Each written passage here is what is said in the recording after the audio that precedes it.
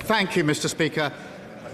Last week, I noted the helicopter crash in Devon, and I want to put on record our sincere condolences to the families of Lieutenant Commander Chris Gayson, Lieutenant Lily Mae Fisher, and Petty Officer Owen Green. Our thoughts are with their families at this tragic time. Yeah. Mr. Speaker, I also send my condolences to the family of Michael Story. Michael worked as a driver in Number 10 for over 2 decades. He was a remarkable gentleman, held in the highest regard by all that knew him, and will be deeply missed. Yeah. Mr. Speaker, people are rightly sickened by the horrific attack on Monday night in North Belfast. As you have just said, the man arrested has been in court in Belfast this morning and charged. I want to thank the Police Service of Northern Ireland and other first responders and members of the public who responded with such bravery. And our thoughts are with the victim. But let me be clear, Mr. Speaker. The acts of violence and arson that followed are totally unjustified. This morning I spoke with the First Minister, the Deputy First Minister and the Chief Constable. And the Secretary of State for Northern Ireland is meeting leaders in Belfast today. We are united in calling for calm and determined to restore order, support the police and all those on the front line, and ensure that justice is done. On a lighter note, Mr. Speaker, as the World Cup gets underway, I'd like to wish the best of luck to both Scotland and England. And I too would like to wish you happy birthday. Mr. Speaker, this morning I had meetings with ministerial colleagues and others. In addition to my duties in this House, I shall have further such meetings later today. Melanie Ward. Thank you, Mr. Speaker, and let me associate myself with the Prime Minister's remarks about the situation in Northern Ireland and about the Scottish football team.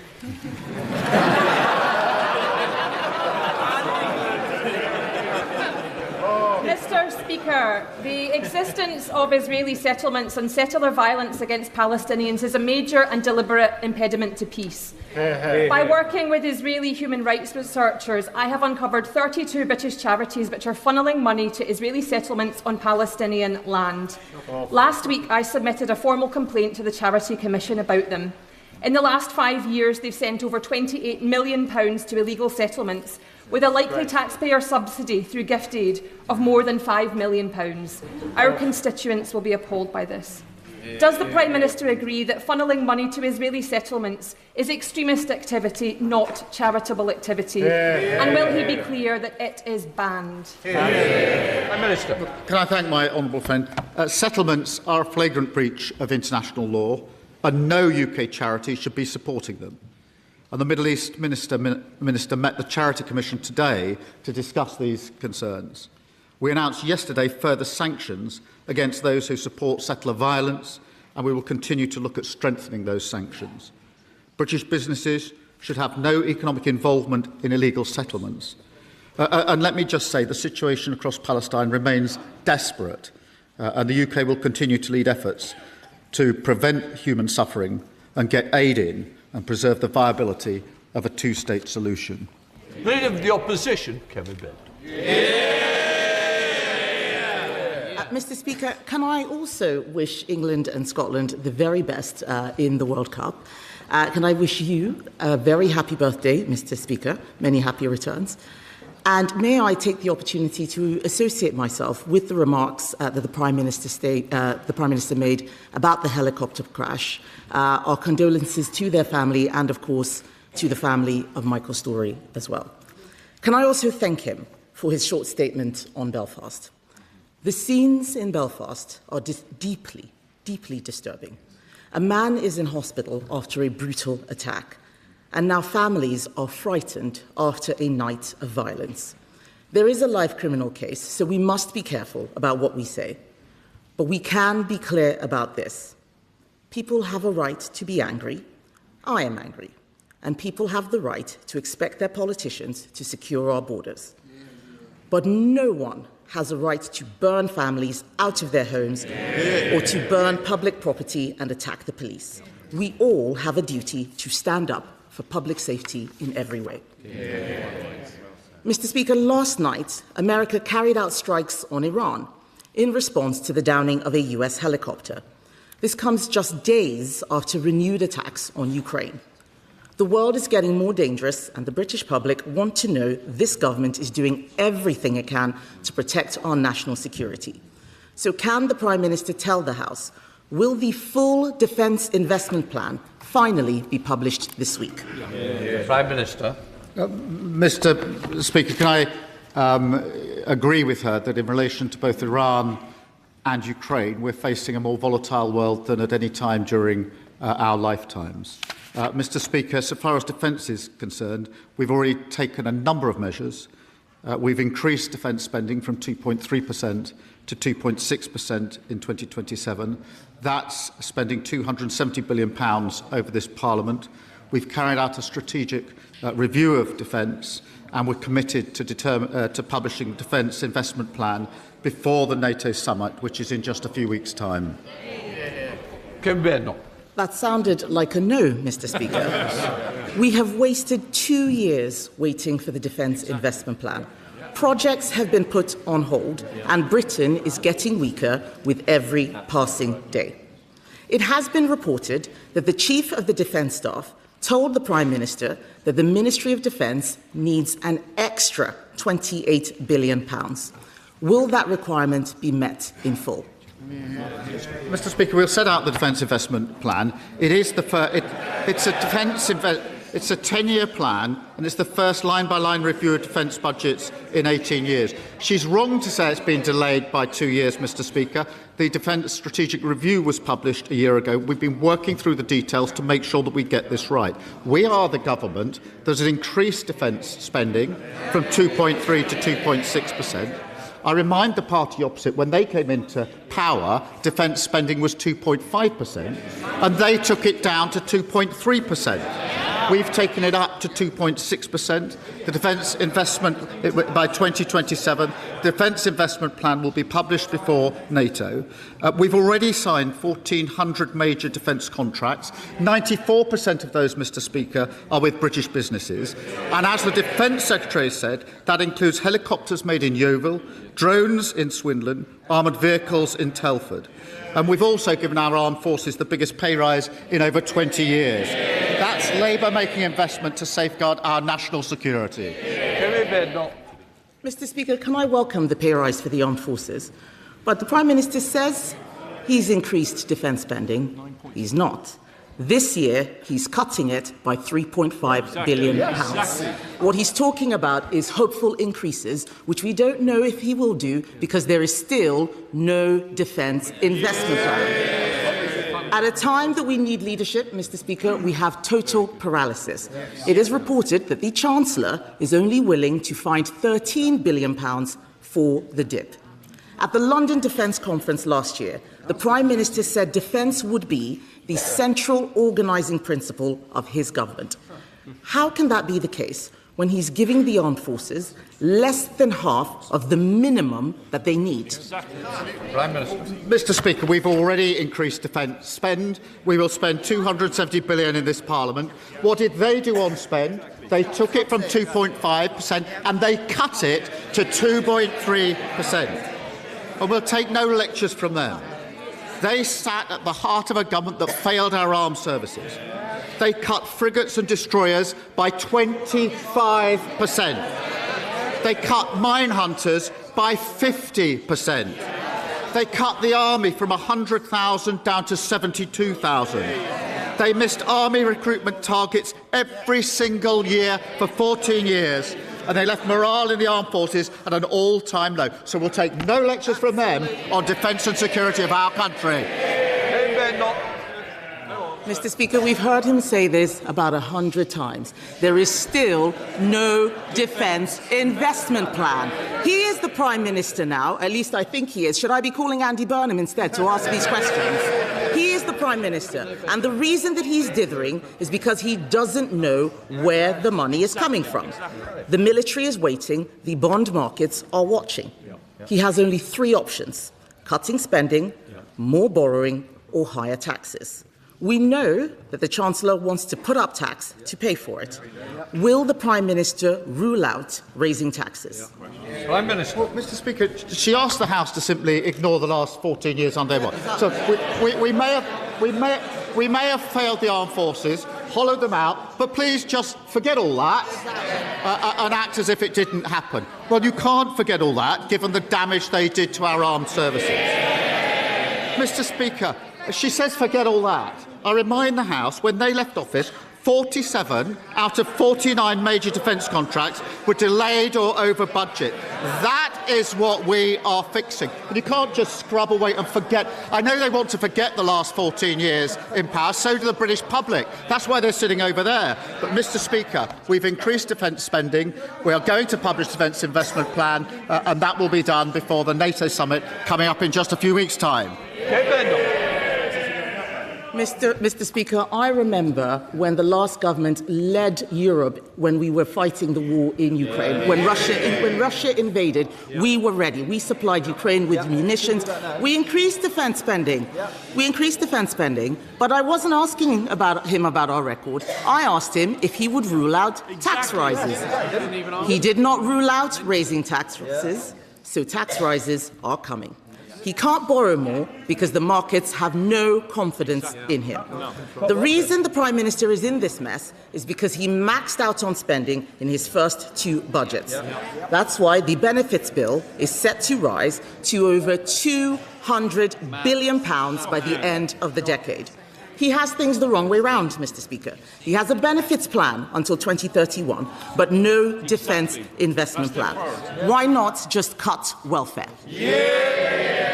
Mr. Speaker, she talks of leading the way on Ukraine, and I did pay tribute and do to what the last government did on Ukraine, and we stood with them. We continue to lead the way because it's the United Kingdom and France that are leading the coalition of the willing that have got the military plans together for security guarantees in Ukraine. Equally in Iran, Mr. Speaker, it is the UK government and the French government that have put together the coalition for the reassurance military plans as soon as the Strait of Hormuz is open. That is what we're doing to lead. But, Mr. Speaker, we are not going to take lectures on defence from the party opposite after what they did to the armed forces, and nor are we going to take lectures on the economy, which they crashed and we've had to pick up. Kemi Badenoch. Come on. Mr. Speaker, at a time of increased global instability and tension, war in Europe and the Middle East, he is paralysed, giving the armed forces less than half of the minimum that they need. Tony Blair says cut welfare for defence. Lord Robertson, former NATO Secretary-General, he's one of them, says cut welfare for defence. We all know why he won't cut welfare. It's because he is too weak. Too weak to make a decision, too weak to face down his backbenchers and cut benefits, too weak to stand up for our national security. As the sun sets on his premiership, he is scrabbling around for a legacy. But isn't it the case, Mr. Speaker, that the real legacy will be a bloated welfare state and a weaker armed forces? Mr. Speaker, when they were in office, they didn't reform welfare or invest in our armed services. So the very choice she puts up, they did. Defence spending went down. Welfare spending went up £88 billion overall on their watch, £33 billion under the shadow Chancellor. So, Mr. Speaker, they did neither welfare reform nor did they spend our armed forces. And every week she reminds us why the British public sent them packing, because she ignores what we're turning the country around. Growth is up. She doesn't want to talk about that. Interest rates are down. She doesn't want to talk about that. Immigration is down after she cheerleaded for it to go up, and the NHS waiting lists have coming down to the fastest rate for 17 years. I'm going to keep fighting for the people who elected a Labour government and sent us here 2 years ago. People who want to live in a safer world. Parents who want to have a better future for their children, and young people growing up in poverty who deserve a better future. We're investing in this great nation, standing up against those that divide us, a stronger, fairer Britain. There will be a taxi, and it might be for somebody who didn't request it. Richard Burke. Thank you, Mr. Speaker. I'd like to associate myself with the Prime Minister's comments on the horrific events in Belfast. The co-founder of US tech giant Palantir once claimed the NHS makes people sick. But now Palantir is running the NHS's new data platform. The Financial Times has reported that Palantir staff have had unlimited access to identifiable NHS patient data. And also there is deep concerns about Palantir's human rights record in relation to Trump and ICE and Israel's military action in Gaza. NHS patient data shouldn't be left in the hands of a US tech giant. The government has an opportunity, Mr. Speaker, to end this contract through a break clause next year. Will the government take the opportunity and kick Palantir next year out of our NHS? Mr. Speaker, as the Health Secretary has said, the existing contract will be reviewed, as it always is, ahead of the break clause, and data security is always a priority. On the single patient contract, there will be strong cyber security protections, and we will protect this data, like we do with all health data. We're focused on modernising the NHS so patients don't have to repeat themselves and get the care that they need more quickly. Our investment has cut NHS waiting lists, delivered millions of extra appointments, improved A&E and ambulance response time. I'm proud of what we're doing. Sir Ed David, Leader of the Liberal Democrats. Thank you, Mr. Speaker. Can I join the Prime Minister in sending our condolences to the families of those killed in last week's helicopter crash? And can I associate myself with the Prime Minister's remarks about the horrific knife attack in Belfast? Our thoughts are with the victim and his family. And can I join the Prime Minister in condemning the disorder last night? Mr. Speaker, in Carers Week, can I celebrate the millions of family carers who make huge sacrifices to look after their loved ones? And can I look forward to an England versus Scotland World Cup final? and can I wish you a happy birthday, Mr. Speaker? Mr. Speaker, as the chaos over the Defence Investment Plan goes on, I'm sure members on all sides were shocked to read yesterday's reports. The government is considering slashing the hospital programme to fund the shortfall. Surely in 21st century Britain, people can expect both a decent local hospital and armed forces that keep them safe. So will the Prime Minister rule out any cuts to the NHS budget to fund defence? Mr. Speaker, can I first agree with him about the amazing work of our carers? We will take the necessary measures to defend our country, the first duty of any Prime Minister. We will also take the measures, as we have done, to invest in our public services. And forgive me, I was running a public service when the government that his party were part of was stripping them bare under austerity. So we're really not going to take lectures on austerity from the gentleman opposite. Well, I was hoping we're going to hear more about defence investment. I would urge the Prime Minister to look at our plans for defence bonds to get £20 billion into defence. But, Mr. Speaker, turning to those horrific scenes in Belfast, too many times we see the same pattern. An appalling crime that makes us all feel immense pain and anger, and then extremists who exploit that grief and anger to spread hatred and violence, aided and abetted by social media barons like Elon Musk and their divisive algorithms. Does the Prime Minister agree this is not who we are as a country, and that it is not free speech if it's controlled by tech billionaires and their algorithms? So will he crack down properly on platforms like X that are fueling violence and hatred? Prime Minister. Mr. Speaker, we will crack down on anyone who's fueling this division. But it is really important, and I agree with him, we're heading into a very difficult situation in Northern Ireland. As I say, I've spoken to the Chief Constable, the First Minister and Deputy First Minister this morning. They are united in saying we should all be calling for calm. The police are on the front line, and it's our duty as politicians to call for that calm, and nobody who's a politician should be whipping up division and hatred. Thank you, Mr. Speaker, flexible and co-working spaces play an important role in regenerating town centres like mine in Rochester and Strood. They bring more people to our high streets to spend money in our local shops and support our local economies. But recent case law has put this under threat, with valuation office agency assessments now treating many as single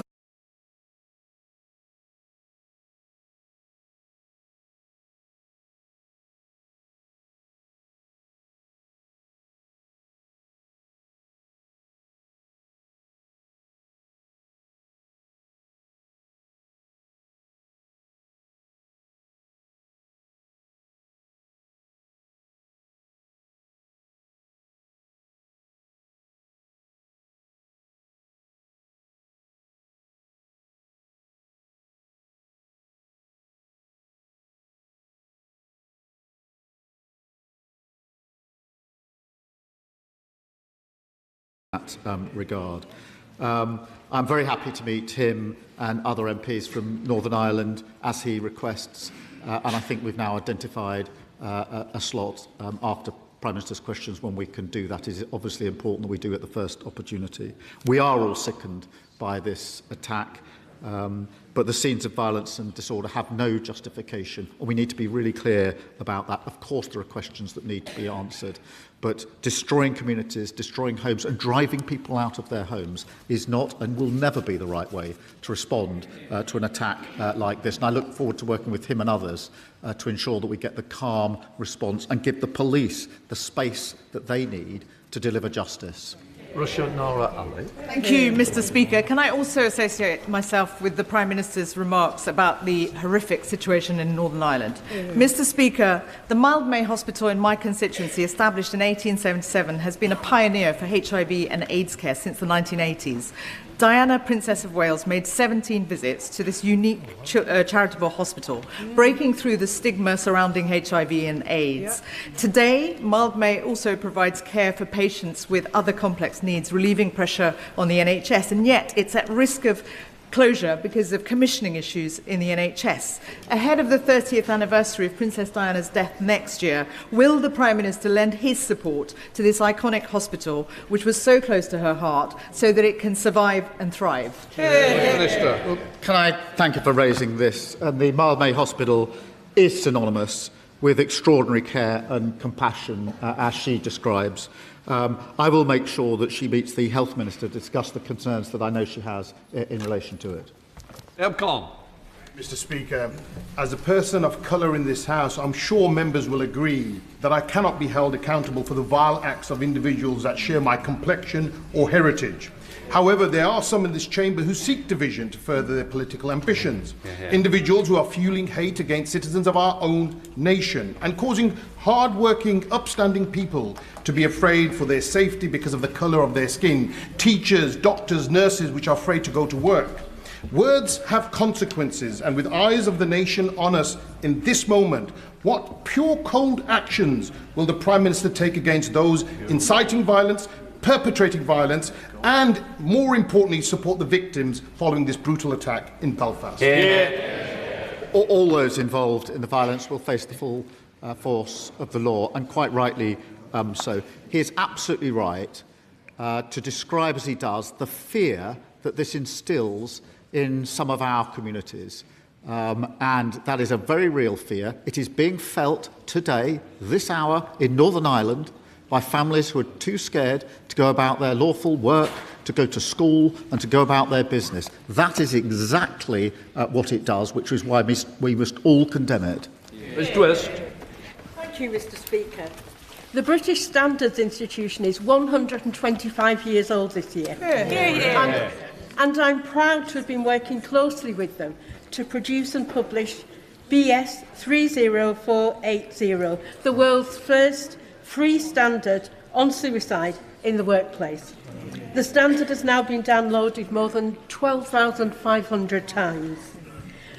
As we all work towards reducing the number of people who die by suicide, will the Prime Minister support more workplace adoption of this standard and work with BSI and myself to achieve this? Can I start by paying tribute to my honourable friend? She's been an outstanding advocate on this issue. I congratulate the BSI on 125 years of vital work. This guidance reminds us that every part of society has a role to play in suicide prevention. And it is really positive that so many businesses are putting it into practice. And I'm pleased to raise awareness of it and to encourage others who've not seen it yet to look closely at it and follow it. Richard Tice. Thank you, Mr. Speaker, and happy birthday. We all condemn, of course, the appalling violence in Belfast last night after the horrific attack on Monday. But this Prime Minister is in denial of the rising despair across the country over his failure to stop the boats and related criminality, his failure to recognise two-tier policing, his failures over Manderson, his failures over the scourge of anti-Semitism. He's lost the confidence of the country, his own trade union members and his own very quiet backbenchers, Mr. Speaker. When will he do the right thing and when will this Prime Minister resign? Prime Minister. Well, Mr. Speaker, last week we had the terrible case of Henry Novak, which they sought to exploit. Now we have a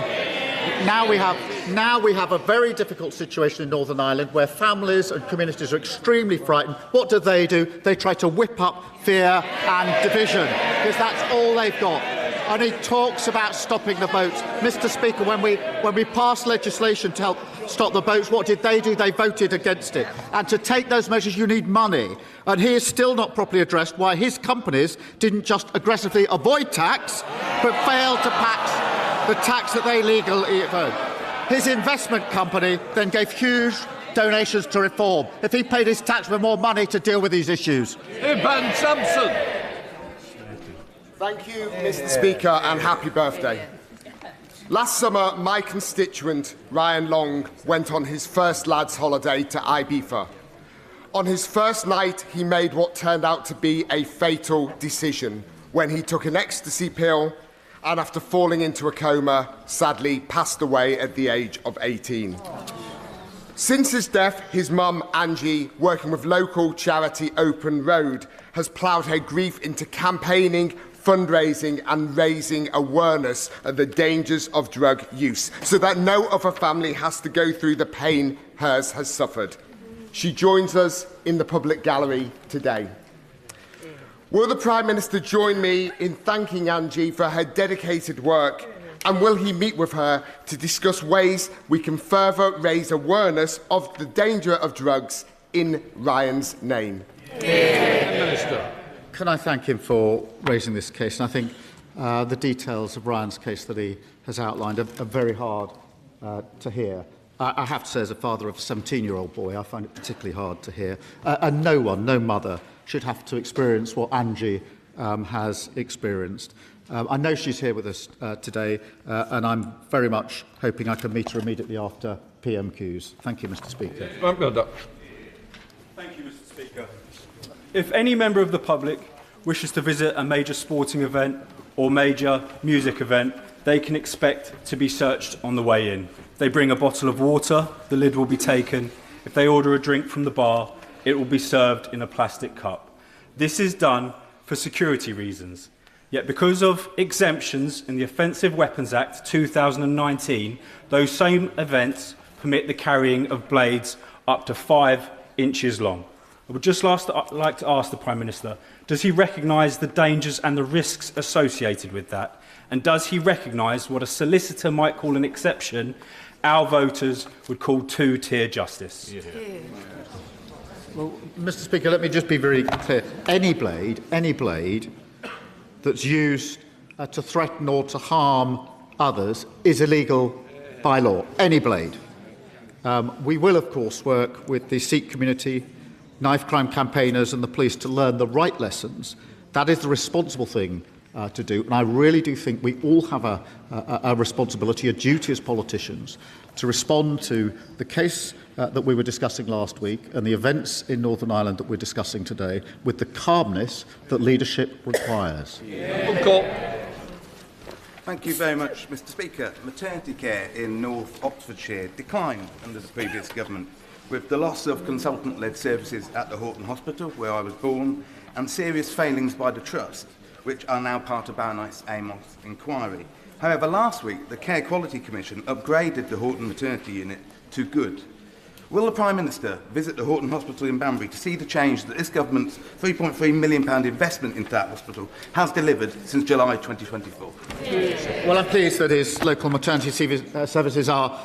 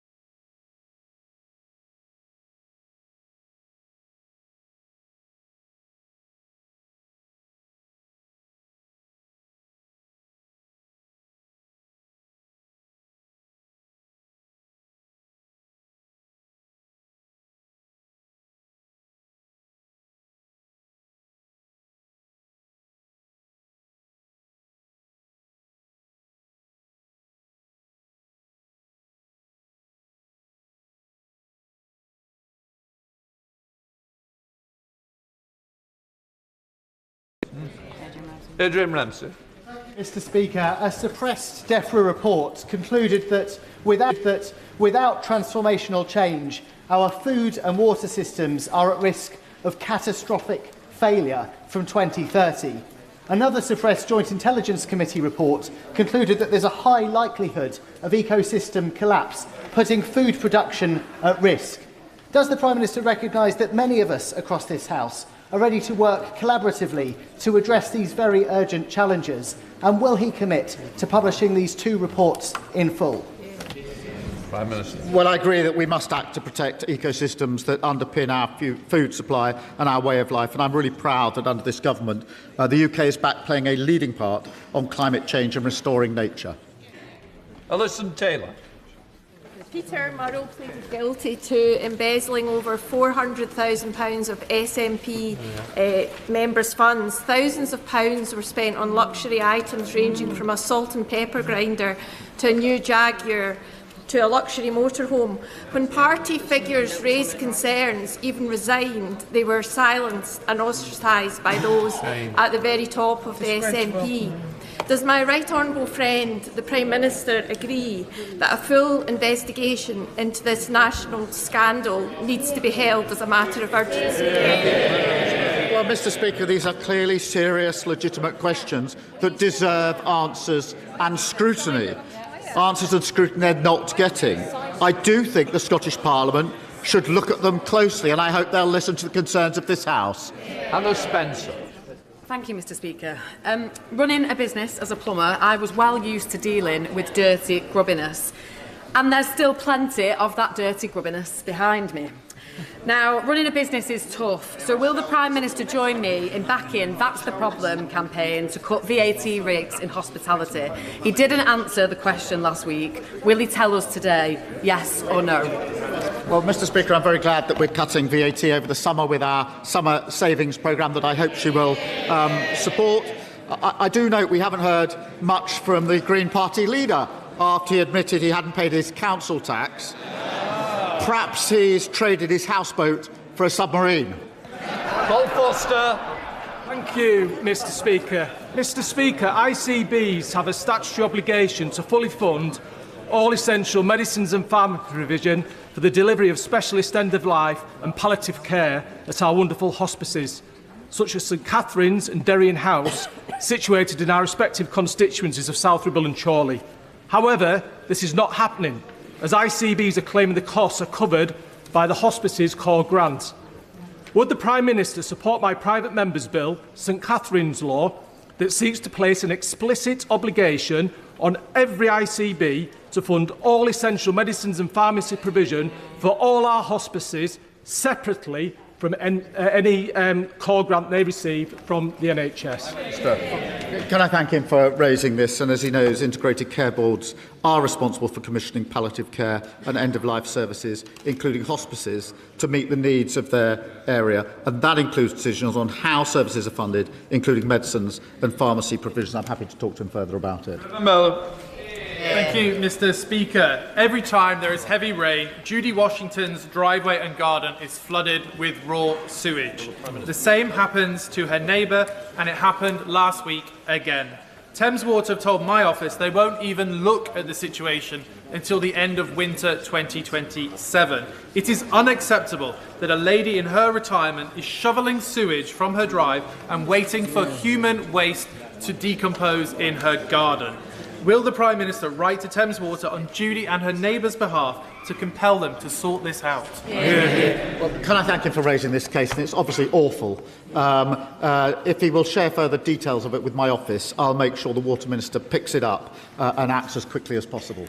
Thank you very much, Mr. Speaker. Last week, the Prime Minister warned that NATO needs to be ready for an attack by 2030 from Russia. Indeed, we have an increasingly belligerent, expansionist, imperialist Russian leadership to our east and a Donald Trump US leadership to our west, for whom Ukraine and European security is not a priority. So we need to meet the moment. To his credit, since taking power, the Prime Minister has increased defence spending, but the House of Commons Defence Committee is adamant that we need to reach 3% GDP spend on defence. So when the Prime Minister is signing off on decisions within the Defence Investment Plan, which I hope will be, touch wood, imminently published, will he agree to that 3% GDP spend on defence? Prime Minister. Mr. Speaker, he's right to raise the concerns that we have. We've increased defence spending, and the Defence Investment Plan is going to be set out very soon and before the NATO summit, which, as he knows, in just a few weeks' time. Final question, Lister Katz. Mr. Speaker, Lindsay Foreman has not eaten in 32 days, and her husband Craig in 23. They are being held hostage by the terrorist government of Iran. But this government's weak words have abandoned them. So will the Prime Minister stop raising their case and start fighting for them? And he can do that by declaring today in this House that they are arbitrarily detained, something he has refused to do, and refer their case to the International Court of Justice so we get them home. Prime Minister. Can I thank her for raising this important case and give her the assurance and the House the assurance that this is raised regularly with us. The Foreign Secretary has raised it very recently. We raise it every time we can. We do everything we can in relation to this case. We are doing everything that we can, as she would expect, as the party opposite would have done in office, and she's right to raise the case. Let the front benches change over. That completes premises questions.